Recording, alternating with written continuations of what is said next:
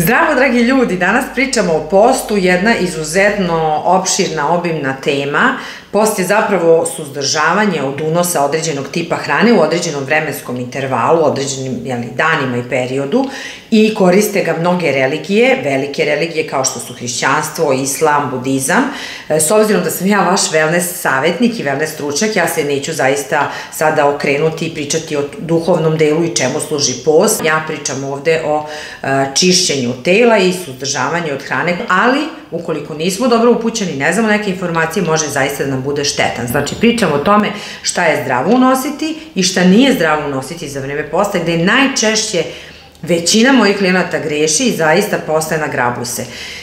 Post je inače izuzetno zdrav, ako stvarno znate kako da ga vodite, čak i za one koji nisu vernici, mogu stvarno i od srca preporučujem da jedan period unosite postnu hranu. Odmah da vam kažem šta ne treba da radite i znam da će se mnogi od vas tu prepoznati i šta je smrt po meni za naš organizam u postu. Svi navalite na beli krompir, beli pirinač, testo i generalno sve pekarske proizvode, domaćice se uhvate silnih postnih recepata sa kolačima, pa onda uzmete onu čuvenu kakao tablu koja je vrlo upitnog porekla, uvek sa onim šećerom, pa kao pravite to sa nešto sa postnom čokoladom. Ima izuzetno zdravih postnih recepata, ali uglavnom ono što je u mojoj okolini, ljudi koji mi pišu, znam šta jedu, to stvarno nije dobro.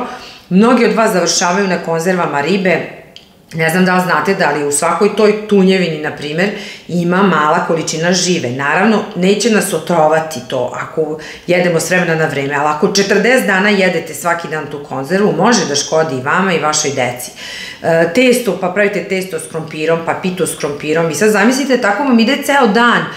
Počete, na primer, sa, tako eto, ne znam, ta neka tunjevina, ali vi niste siti od nje, onda uzmete 2-3 parčeta belog hleba, pa onda za ručak sebi namesite pite s krompirom, sa, ne znam, prazna pita, pa bude pita sa kupusom, pa da se zasladite malo sa višnjom, pa sa bundemom, sa jabukom i tako to vam bude, recimo, ručak i onda dođe večera, onda tu možda malo namažete hleba, margarina i džema. Znači, margarin, suncokretovo ulje, to je toliko zastupljeno kod naših ljudi koji poste, to nije normalno, a vama je ljudi margarin koji bukvalno pliva kao nafta po našoj krvi. I u potpunosti nesvesno ne znate šta sebi uradite i koliko sebi opteretite jetru i šta uopšte radite sa tim ugljenim hidratima. Ja njih zovem nezdravi ugljeni hidrati, to su vam svi pekarski proizvodi, na primer, koji su pravljeni sa belim brašnom.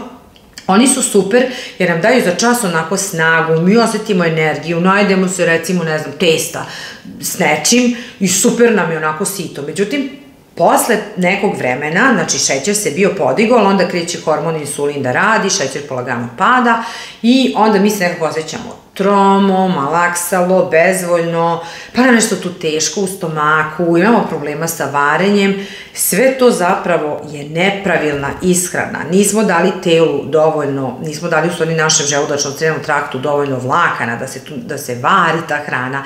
Nismo uneli pravu hranu koja nam daje energiju, da to bude energija na duže staze, znači nismo uneli one kvalitetnije ugljene hidrate. Ja ne kažem da su svi loši ugljeni hidrati, ima sjajnih i fenomenalnih, ali ono što obično ljudi koriste u postu zaista ne valja i molim vas da izbacite margarin i ako možete se klonite suncokretovog ulja koliko god je mogu. Super je za vas koji postite na vodi, ali oni koji poste na ulju, najčešće to ulje ne biva neko tipa maslinovo, repicino, ne znam koje, ali obično to bude suncokretovo koje ništa ne valja.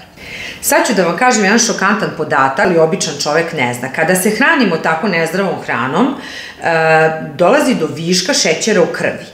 I jetra mora s njim negde da se pozabavi. Ona mora taj nalet glukoze da negde pokupi, negde da ga skloni. I znate šta ona radi? Ona ga gura u masti. I tako mi krećemo zapravo i da se gojimo i tako i dođe do viška kilograma i vrlo često se ugojite u postu. I onda mi pišete, Biljo, imam problem, kako da skinem kile, a baš sam postila, jela sam postnu hranu. Ljudi, postno ne mora da znači da je zdravo i to ću vam isto objasniti. Sad hoću da vam kažem šta radi jetra, znači da prokušate to da zamislite fiziološki. Znači, jetra već zna da će dobiti sledeći nalet ponovo šećera, odnosno glukoze u krvi i ona mora da bude spremna da ga ponovo obrađuje. Zato ovaj višak koji je već unela, znači mi smo jeli, Naše ćelije su se zadovoljile određenom količinom energije, su dobile, uzele su i sad taj višak tako glukoze to pliva tako po našoj krvi i naravno jetra će to da pokupi i da nam stornira negde u mast. Naravno da se i ona zamasti, gura u masne naslage i ona je sada spremna, čeka naš novi obrok, novi nalet koji će da dođe, pritom našim ćelijama to ne treba, to ćemo objašnjavati kako je pričala o autofagiji i fastingu.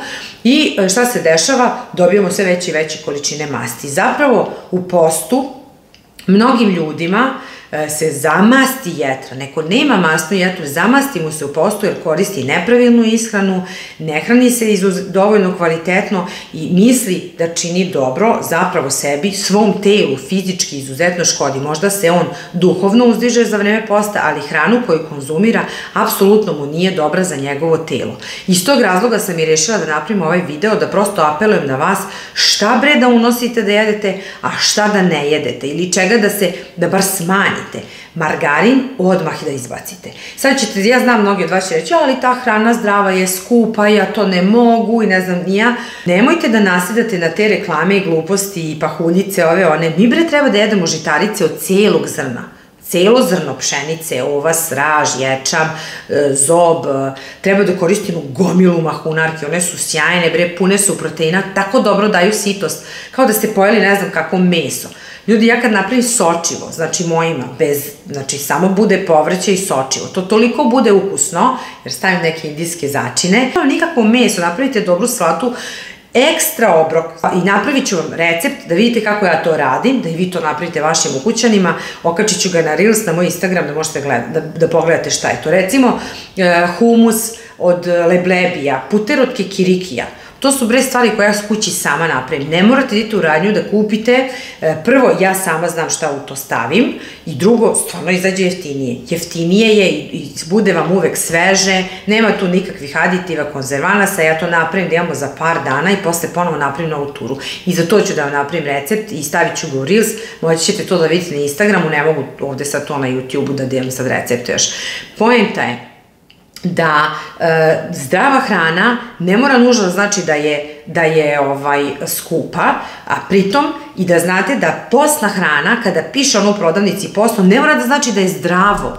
To kada vam na nalepnici piše postno, to samo znači da je bez mleka, jaja, mesa, mlečnih tih nekih produkata, znači da nema toga, ali uopšte ne mora da znači da nisu unutra stavili različite neke aditive, konzervanse, veštačke boje, veštačke arome, to može zapravo da bude ozbiljno nezdrav proizvod. Da, posan je, ali nije zdrav.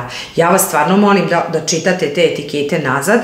I ja prva nosim naočare i imam problem da čitam jako sitnu etiketu, ali ja lepo uzmem telefon, ja to uslikam i ja sebi zoomiram. Dok sam u prodavnici. Tako da, ako mogu ja to, možete i vi. Jer jako mi je važno šta jedem i unosim u sebe, od toga zavisi moje zdravlje, isto tako i moje dece. S druge strane, soja. Soja je zdrava, ali ako znamo da nije GMO, i ako znamo njeno poreklo, i ako znamo šta je u tim proizvodima od soje. Znači, soja je, pogotovo za nas žene, izuzetno je zdrava ako znamo kako ćemo je koristiti i ko je proizvođač. Zato budite mi oprezni sa proizvodima od soje, to mi je važno, recimo, da obratite pažnju. Dobri su, super su u postu, ali da nam nije GMO. Zato dok postite i dok idete u prodavnicu i kupujete razne postne proizvode, čitajte stvarno šta piše nazad, ko je proizvođač i ako vidite puno nekih čudnih naziva, onih oznaka, nemojte, molim vas, to da kupujete, pa uzmite batat, onaj slatki krompir, napravite nešto, ne znam, jedite puno voća i povrća. Zeleno povrće je toliko zdravo, puno vlakana, ono je puno gvožđa, pošto vi ne unosite meso, slabi ste i sa proteinima, vi morate da unosite biljne proteine i da sebe nahranite sa gvožđem. Vi takođe, vama u postu jako fali kalcijum. To ću pričati u sledećem videu šta sve vam treba stvarno od suplementacije. Ovde sam se sad samo bazirala na zdravu ishranu i na nezdravu. I recimo, mnogi ljudi hoće da rade i detoks tokom posta. Može, ali moraš onda da povećaš stvarno unos vlakana. da koristiš recimo zdrave smutije, sokove koji nisu od voća, nego od povrća, a i ako unosiš voće, neka to bude onda neko citrusno voće da ti radi detoks. Vi znate da sam ja vaš wellness konsultant, da stvarno imam sjajne detoks programe, i da čiste na ćelijskom nivou, i da čiste limfu, i krv, i da regenerišu i čiste jetru. Ako vam treba podrška tokom posta, hoćete još dodatno da se očistite, pišite mom timu, mail vam je sbzdravifit@gmail.com, ostavit ću ovde ovako ispisano, pošaljite upit, saveti svi su besplatni, daće vam podršku za vreme posta, šta kako da koristite, zavisi šta hoćete da postignete. Mnogi mi poste da bi skinuli kilograme, a vrlo često ste u postu, baš zato što se nepravilno hrane, dobit ćete savet šta da koristite od ishrane, šta vam to treba od suplementacije i super ćete se osjećati, imat ćete super energiju, što je važno za vreme posta. I da, često mi ljudi imaju problem, budete gladni. Budete gladni zato što isto ne umete dobro da iskombinujete mahunarke, previše možda unesete povrća i stalno osjećate tu kao neku neprijatnu glad i onda osjećate slabost. Postoje jedna vlakna koja su mnogo, mnogo ukusna, ukus jabuke i limuna. Ona ima za zadatak da vam i rade detoks, znači postna su, i plus stvarno super daju određenu sitost. Tako da ako se i to zanima, pišite na taj, sve pišite što vas zanima na mail sbzdravifit@gmail.com, ja ću ga ostaviti ovde dole u opisu videa i možete tu da dobijete sve savete kolege iz mog stručnog tima, sve će vam lepo odgovoriti. Ja bih ovom prilikom zamolila sve vas koji već duži period postite, koji imate možda iskustva, dajte podelite po koji recept ovde ljudima zdrav, da znaju šta to, ljudi nemaju, samo nemaju ideju, a stvarno imate na Google interesantnih recepata. Šta je to nešto što je zdravo, da nije previše skupo i da je posno, a da vi koristite. Dajte predlog jednog vašeg obroka, doručka, ručka, večere, neke zdrave užine, nekog zdravog kolača, ili možda možete ceo jedan meni da napišete kako izgleda jedan vaš postni dan, a da je poprilično zdrav. Ja mislim da bi se to svidelo ovim našim ljudima, to ona grupa ljudi koji su mi, što ja kažem, na hlebu i margarinu i na testu i mese stalno pite i pati im i želudac i kompletno ceo želudačno-crijevni trakt, onda dođe negde do obstipacije, stvarno imate problema sa nadimanjem, ugojite se. To stvarno može da se reši. Evo sad pozivam vas, ovom prilikom vas koji ste stručni u tome, već duže postite, možda vama treba neka dodatna podrška kroz neka druga vlakna, detoksa i čišćenja, zato što unosimo opet neke tipove otrova kroz ishranu i sve, treba to sve detoksirati, ali ok, vi možda se razumete u ishranu, molim vas da ostavite ovde neke u komentarima, da napišete vaše lepe recepte, znam da će to sigurno značiti našim ljudima i da će im baš biti od koristi. Eto, ja se nadam da sam bar malo probudila sve vas koji ste se nezdravo hranili za vreme posta, da sada pređemo na ovu neku zdraviju verziju, jer stvarno ona rečenica ti si ono što jedeš je jako važna. A u sledećem videu ću baš da se pozabavim suplementacijom, mnogo nam je važna za vreme posta, jako je važna za zdravlje i očuvanje vašeg imuniteta i kompletno mikroflore, tako da pogledajte sledeći video svi vi koji postite ili nameravate da postite. Vidimo se, ljubim vas, ajde, ćao!